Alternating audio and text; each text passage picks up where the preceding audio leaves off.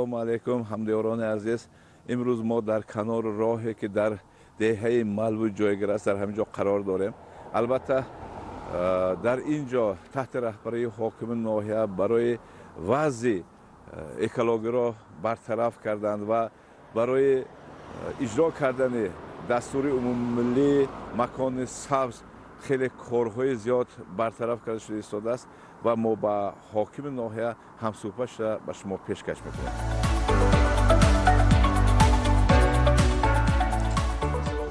و علیکم السلام.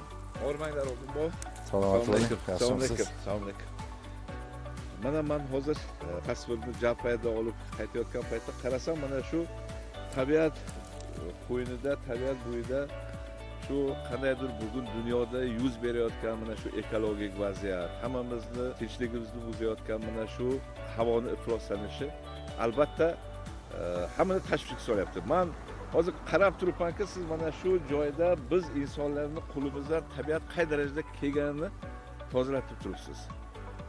Fikringizni aytsangiz. Hozirgi butun dunyoda shu tabiatni ifloslanishi, atmosferani ifloslantirishi jiddiy muammolarga olib kelyapti. Albatta.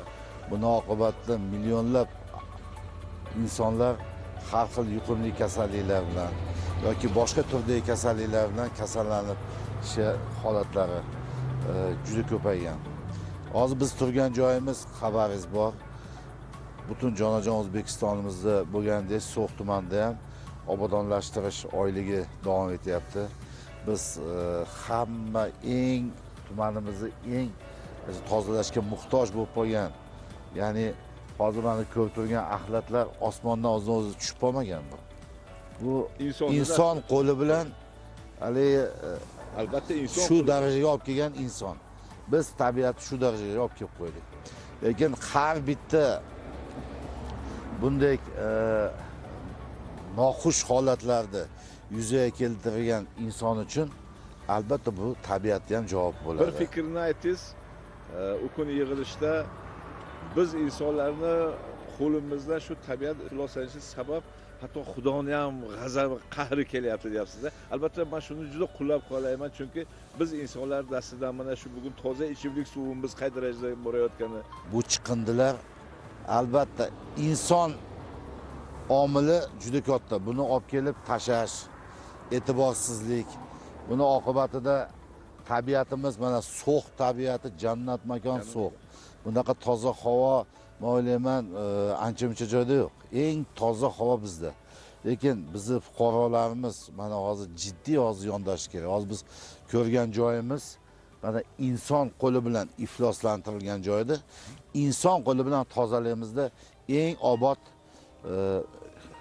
makonga aylantiramiz. Mana hozir ko'rgan joylarni ko'rdingiz va borib hozir mana yana o'zi inson qo'li bilan, insonning qo'li gul.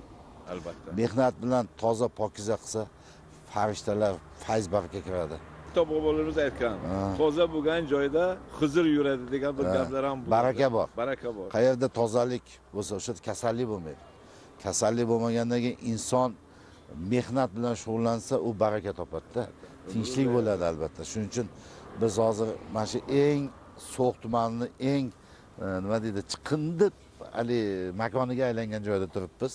Mana hozir biz tozalashni boshladik. Hozir mana shu bir kunda qilgan ishimizni ko'rasiz. Hozir qanaqa texnikalar hamma yoq bor, xalqimiz ham chiqyapti. Biz boshlab beramiz, mana keyin ko'rasiz batlarni qanaqa obod bo'lishini. Albatta.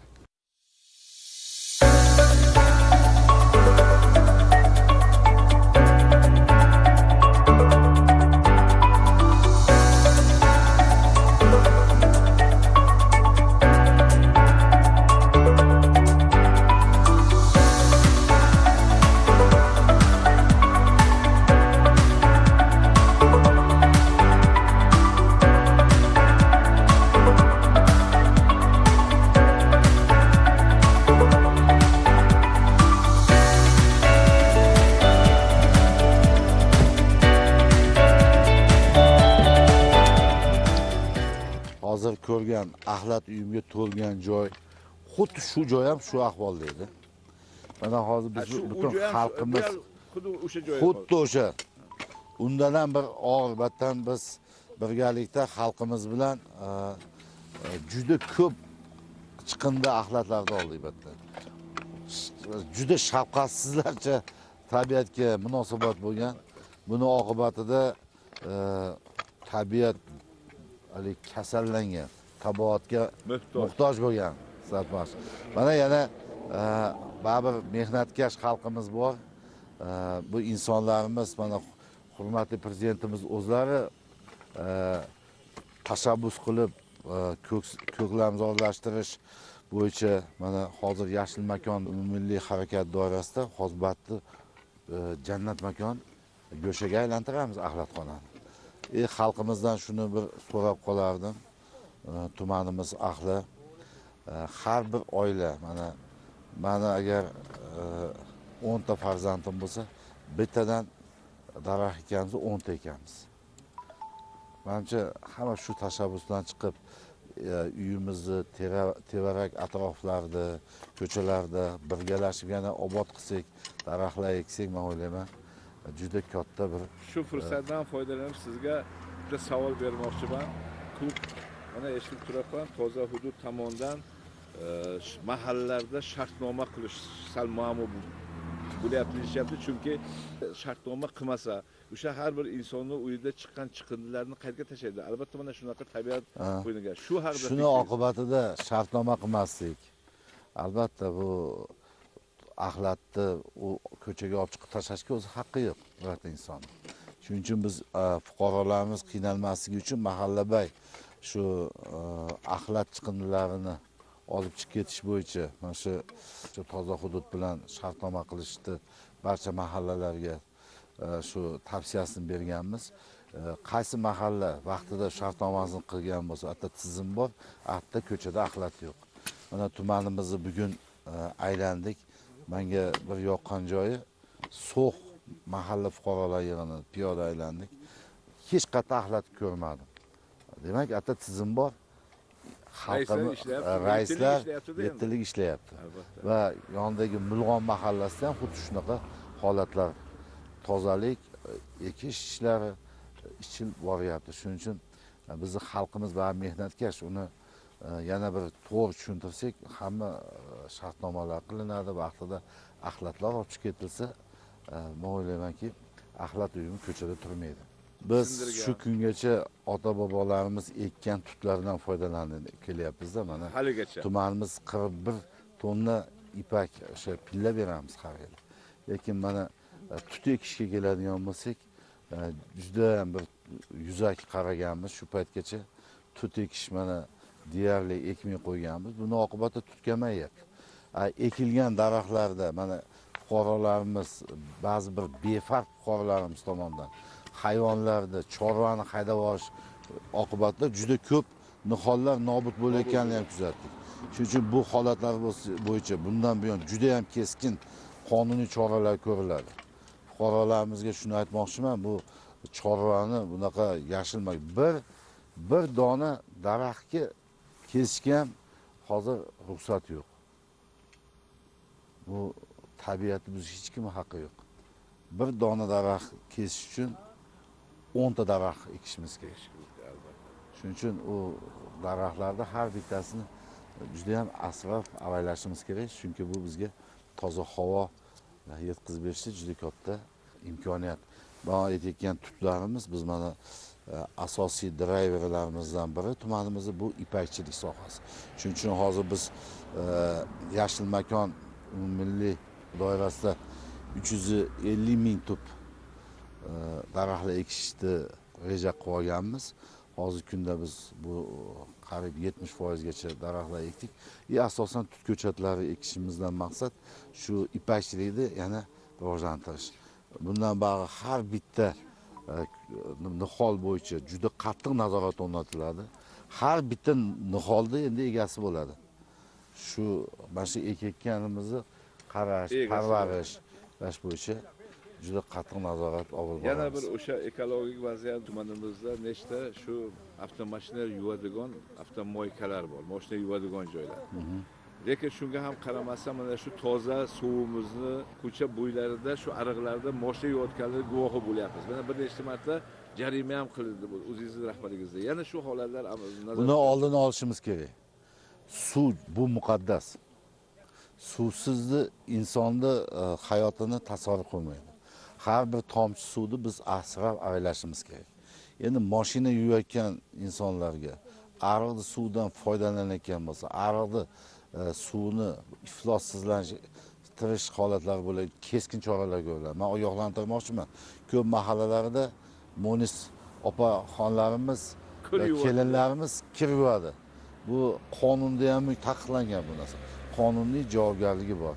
Mana bundan bari biz fuqarolarimizga aytib o'tishimiz kerak. Qariyb 80% biz ko'chalarimiz video kuzatuv ostida hozirgi kunda.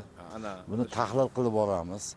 Har bitta harakat uchun agar iflos axlat tashlab, mana yaqin kunda endi men bitta nima familiyatini aytib bir uyaltirmoqchi emasman. Mesela juda qattiq pushaymon bo'ldi u odamlar. Lekin o'sha inson axlatni olib kelib hech kim ko'rmayapti deb porterda olib kelib to'kkan joyda ushaldik biz. Video kuzatuv orqali. Va mana jarimasini ham to'ladi. Shuning uchun hurmatli fuqarolar, axlat uyumini tashlamang. Axlat uyumini maxsus chiqindi tashlaydigan o'sha konteynerlarga yoki o'sha idishlarga tashlash kerak. Markazda ayniqsa mana hurmatli tadbirkorlarimiz do'konlarining oldiga albatta axlat yoki chiqindi tashlash uchun moslama o'sha maxsus idishlarni qo'yish kerak. Bu majburiy. Axlat yerga tashlama. Aks holda qonunda belgilangan tartibda choralar ko'riladi. Rahmat.